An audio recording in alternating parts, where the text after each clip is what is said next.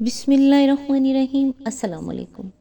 ایک شخص نے کسی بزرگ سے کہا، اے بزرگوار، جب میں نے زوجہ کا انتخاب کیا اس وقت وہ مجھے اتنی خوبصورت لگتی تھی جیسے خدا نے اس سے زیادہ حسین و جمیل کسی اور کو نہیں بنایا ہے، لیکن جب میری منگنی ہو گئی تو میں نے بہت سی لڑکیوں کو اس کی طرح حسین و دلکش پایا، اور جب ہماری شادی ہو گئی تو میں نے دیکھا کہ ہزاروں عورتیں اس سے زیادہ خوبصورت اور حسانت و دلکشی کا مجسمہ ہیں۔ شادی کے چند سال بعد مجھے اپنی بیوی سے زیادہ دوسری خواتین بہتر لگنے لگیں۔ بزرگ نے جواب دیا، کیا ان تمام باتوں سے زیادہ تلخ اور ناگوار بات بتاؤں؟ مرد نے کہا، جی ہاں بتائیں۔ بزرگ نے جواب دیا، انسان دنیا کی تمام عورتوں سے شادی کے بعد بھی یہ احساس کرے گا کہ اس کے محلے کی حفاظت کرنے والے کتے بھی اس کی تمام بیویوں سے زیادہ خوبصورت ہیں۔ مرد ہنستے ہوئے بولا، آپ ایسا کیوں فرما رہے ہیں؟ بزرگ نے کہا، مشکل بیویوں میں نہیں بلکہ مشکل یہ ہے کہ جب انسان کے پاس حریص قلب، لالچی آنکھیں، شرم خدا سے خالی ہوں تو مجال ہے کہ ان آنکھوں کو خاک قبر کے علاوہ کوئی اور چیز پور کر سکے۔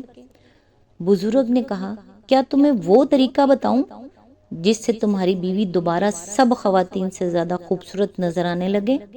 مرد نے جواب دیا، جی ہاں۔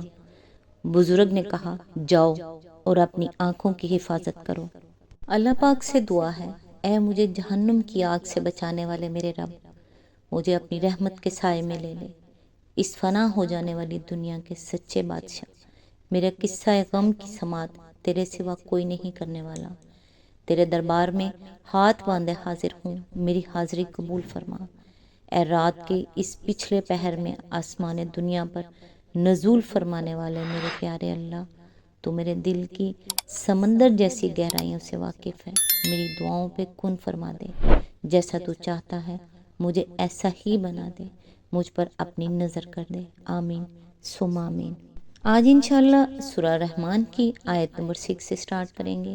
اس کا ترجمہ اور تفسیر تفہیم القرآن سے بیان کروں گی جو اہل سنت جماعت کے لیے ہے۔ اللہ رب العزت اپنی کتاب مقدس میں کائنات کی ان نشانیوں کا تذکرہ فرما رہا ہے جنہیں ہم روز دیکھتے ہیں مگر اکثر نظر انداز کر دیتے ہیں۔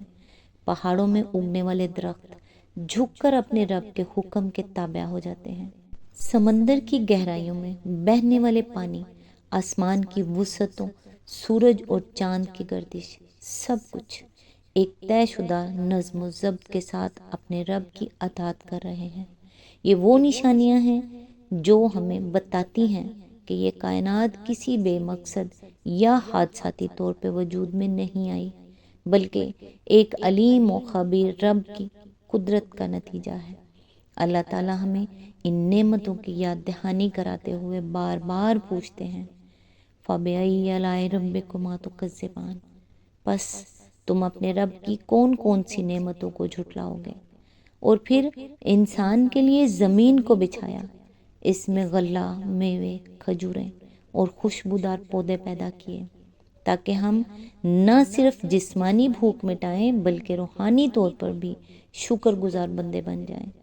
آئیے ان آیات کا ترجمہ اور تفسیر بیان کرتے ہیں اور سوچتے ہیں کہ کہیں ہم بھی ان نعمتوں کو نظر انداز تو نہیں کر رہے، کہیں ہم بھی تو انکار کرنے والوں میں شامل نہیں۔ اعوذ باللہ من الشیطان الرجیم، بسم اللہ الرحمن الرحیم۔ آیت نمبر 6، اور تارے اور درخت سب سجدہ ریز ہیں۔ اس کی تفسیر ہے، اصل میں لفظ النجم استعمال ہوا ہے جس کے معروف اور متبادر معنی تارے کے ہیں، لیکن لغت عرب میں یہ لفظ ایسے پودوں اور بیل بوٹوں کے لیے بھی بولا جاتا ہے جن کا تنا نہیں ہوتا، مثلا ترکاریاں، خربوزے، تربوز وغیرہ۔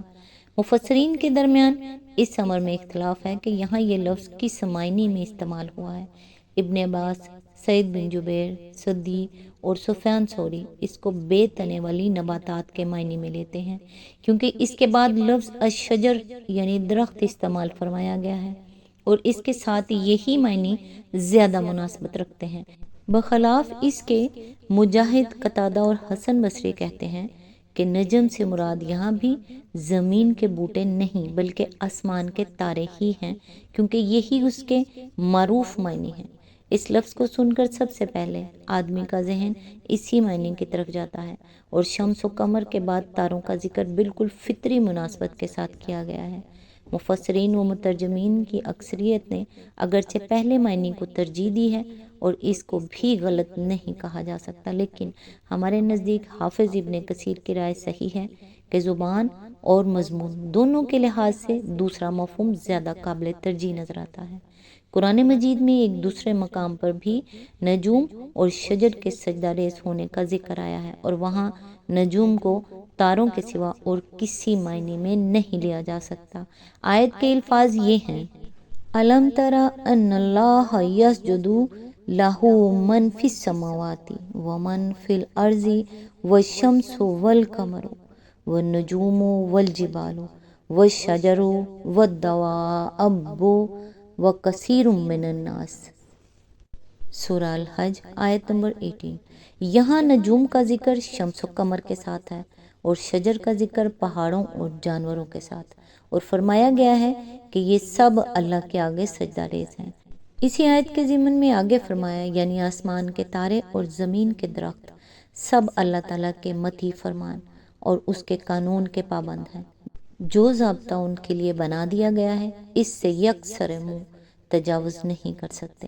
ان دونوں آیتوں میں جو کچھ بیان کیا گیا ہے اس سے یہ بتانا مقصود ہے کہ کائنات کا سارا نظام اللہ تعالیٰ کا آفریدہ ہے اور اسی کی اطاعت میں چل رہا ہے۔ زمین سے لے کر آسمانوں تک نہ کوئی خود مختار ہے، نہ کسی اور کی خدائی اس جہان میں چل رہی ہے، نہ خدا کی خدائی میں کسی کا کوئی دخل ہے، اور نہ کسی کا یہ مقام ہے کہ اسے معبود بنایا جائے۔ سب بندے اور غلام ہیں۔ آقا تنہا ایک رب قدیر ہے، لہٰذا توحیدی حق ہے جس کی تعلیم یہ قرآن دے رہا ہے۔ اس کو چھوڑ کر جو شخص بھی شرک یا کفر کر رہا ہے وہ دراصل کائنات کے پورے نظام سے برسر پیکار ہے۔ آیت نمبر 7۔ آسمان کو اس نے بلند کیا اور میزان قائم کر دی۔ اس کی تفسیر ہے، قریب قریب تمام مفسرین نے یہاں میزان یعنی ترازو سے مراد عدل لیا ہے، اور میزان قائم کرنے کا مطلب یہ بیان کیا ہے کہ اللہ تعالیٰ نے کائنات کے اس پورے نظام کو عدل پر قائم کیا ہے۔ یہ بے حد و حساب تارے اور سیارے جو فضا میں گھوم رہے ہیں، یہ عظیم الشان قوتیں جو اس عالم میں کام کر رہی ہیں، اور یہ لاتعداد مخلوقات اور اشیاء جو اس جہاں میں پائی جاتی ہیں، ان سب کے درمیان اگر کمال درجہ کا عدل و توازن نہ قائم کیا گیا ہوتا تو یہ کارگاہ ہستی ایک لمحے کے لیے بھی نہ چل سکتی تھی۔ خود اس زمین پر کروڑوں برس سے ہوا اور پانی اور خشکی میں جو مخلوقات موجود ہیں انہی کو دیکھ لیجئے۔ ان کی زندگی اسی لیے تو برقرار ہے کہ ان کے اسباب حیات میں پورا عدل اور توازن پایا جاتا ہے، ورنہ ان اسباب میں ذرہ برابر بھی بے اعتدالی پیدا ہو جائے تو یہاں زندگی کا نام و نشان تک باقی نہ رہے۔ آیت نمبر 8۔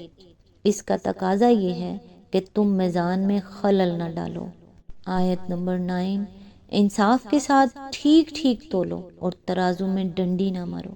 اس کی تفسیر ہے، یعنی چونکہ تم ایک متوازن کائنات میں رہتے ہو جس کا سارا نظام عدل پر قائم کیا گیا ہے، اس لیے تمہیں بھی عدل پر قائم ہونا چاہیے۔ جس دائرے میں تمہیں اختیار دیا گیا ہے اس میں اگر تم بے انصافی کرو گے اور جن حقداروں کے حقوق تمہارے ہاتھ میں دیے گئے ہیں اگر تم ان کے حق مارو گے تو یہ فطرت کائنات سے تمہاری بغاوت ہوگی۔ اس کائنات کی فطرت ظلم و بے انصافی اور حق ماری کو قبول نہیں کرتی۔ یہاں ایک بڑا ظلم تو درکنار، ترازو میں ڈنڈی مار کر اگر کوئی شخص خریدار کے حصے کی ایک تولہ بھر چیز بھی مار لیتا ہے تو میزان عالم میں خلل برپا کر دیتا ہے۔ یہ قرآن کی تعلیم کا دوسرا اہم حصہ ہے جو ان 3 آیتوں میں بیان کیا گیا ہے۔ پہلی تعلیم ہے توحید اور دوسری تعلیم ہے عدل۔ اس طرح چند مختصر فکروں میں لوگوں کو بتا دیا گیا ہے کہ انسان کی رہنمائی کے لیے خدائے رحمان نے جو قرآن بھیجا ہے وہ کیا تعلیم لے کر آیا ہے۔ آج تک کے لیے بس اتنا ہی، نیکسٹ انشاءاللہ آیت نمبر 10 سے سٹارٹ کریں گے۔ تب تک کے لیے دعاؤں میں یاد رکھیے گا۔ اللہ حافظ۔